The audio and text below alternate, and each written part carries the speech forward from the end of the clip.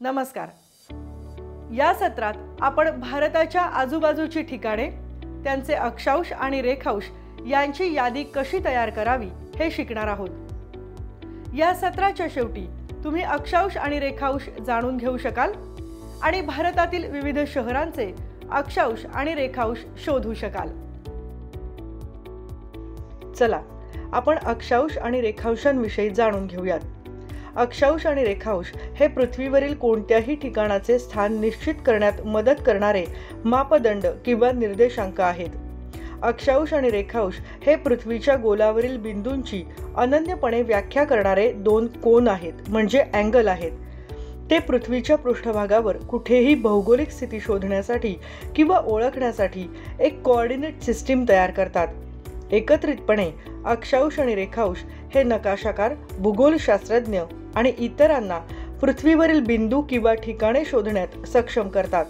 ते कोणत्याही ठिकाणाचे पृथ्वीच्या केंद्रबिंदूपासून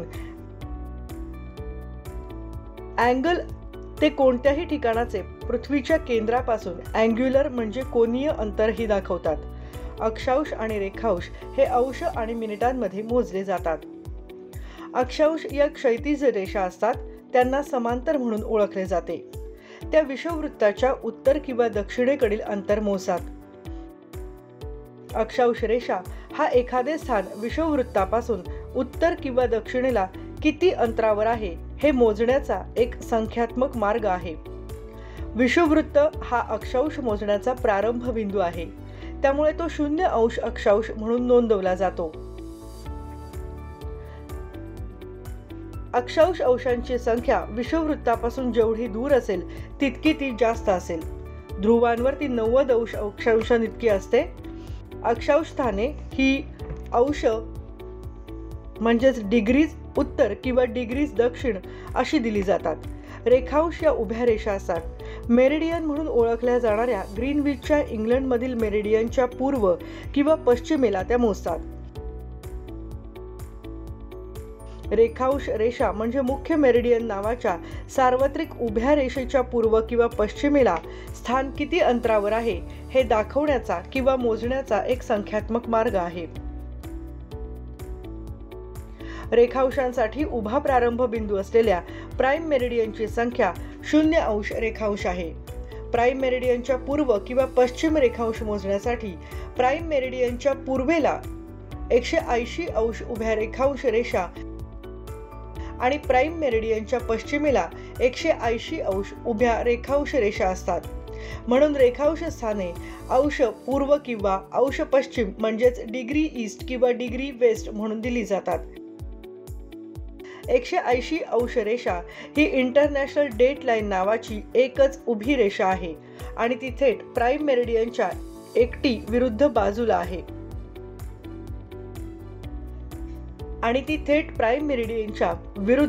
आहे। उत्तर गोलार्धातील एक स्थान त्याच्या उत्तर अक्षांशावरून ओळखले जाते आणि उत्तरेसाठी N जोडले जाते।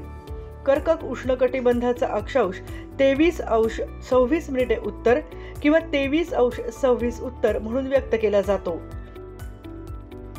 त्याचप्रमाणे उत्तर ध्रुवाच्या जवळ असलेल्या आर्क्टिक वर्तुळाचा अक्षांश 66°34' उत्तर आहे।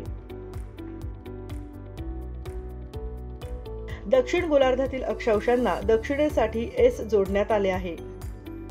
अशा प्रकारे विषुववृत्ताखालील आडवे काल्पनिक वर्तुळ असलेल्या मकर उष्णकटिबंधांचे अक्षांश 23°26' दक्षिण अक्षांश आहे आणि विषुववृत्ताच्या खाली तसेच दक्षिण ध्रुवाच्या जवळ असलेल्या अंटार्क्टिका वर्तुळाचे अक्षांश 66°34' दक्षिण आहे।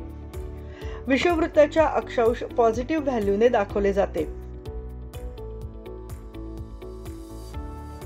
विषुववृत्ताच्या उत्तरेकडील अक्षांश पॉझिटिव्ह व्हॅल्यूने दाखवले जाते, तर दक्षिणेकडील अक्षांशांना निगेटिव्ह व्हॅल्यू दिले जातात।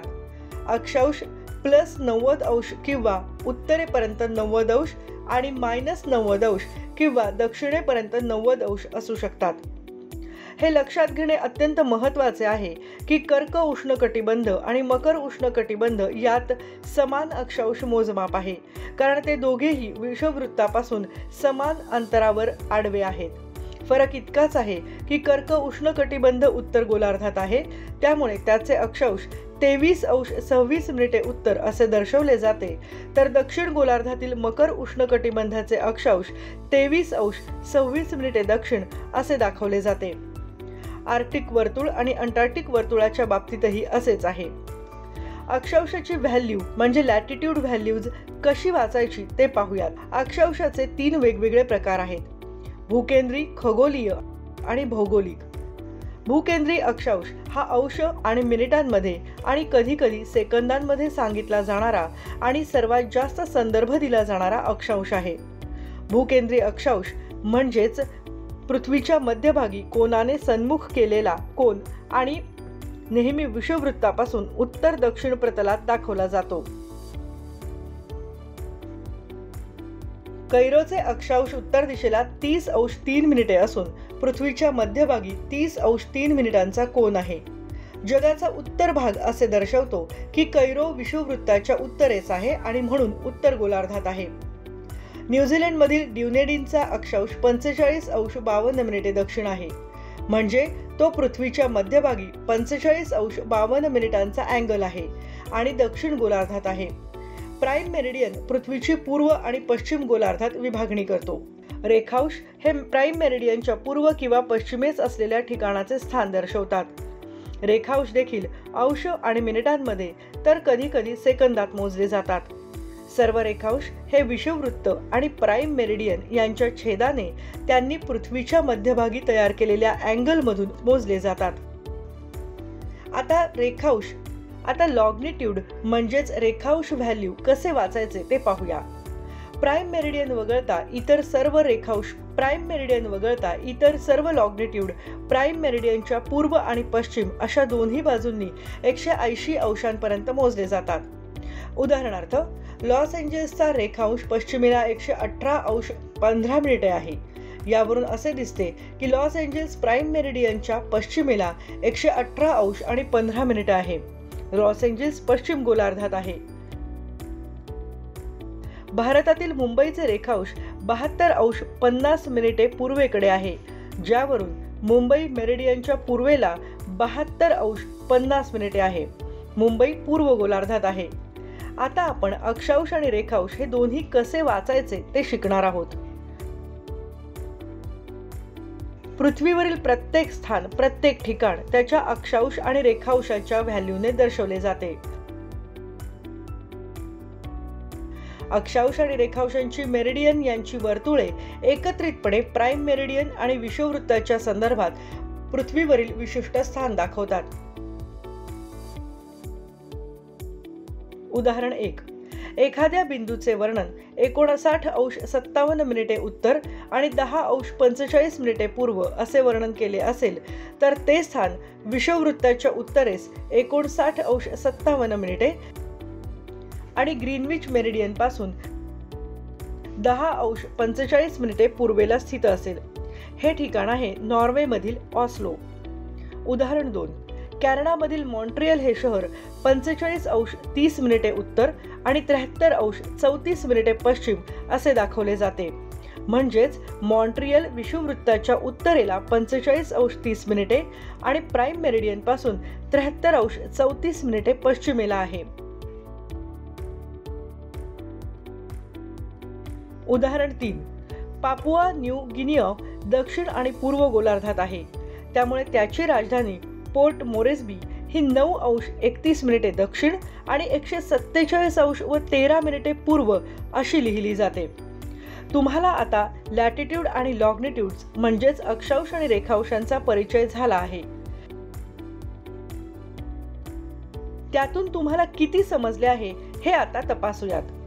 हा टास्क करण्यासाठी तुम्हाला ग्लोब मॉडेल किंवा जागतिक नकाशाची गरज भासेल. तुमचा टास्क आहे भारताचा नकाशा किंवा भारतावरील ग्लोब मॉडेल तपासणे आणि सर्व क्षेत्रांमधून काही शहरांची नावे निवडणे. त्यांचे अक्षांश आणि रेखांश शोधा आणि त्याचे निष्कर्ष तक्त्यामध्ये म्हणजे टेबलमध्ये जोडा.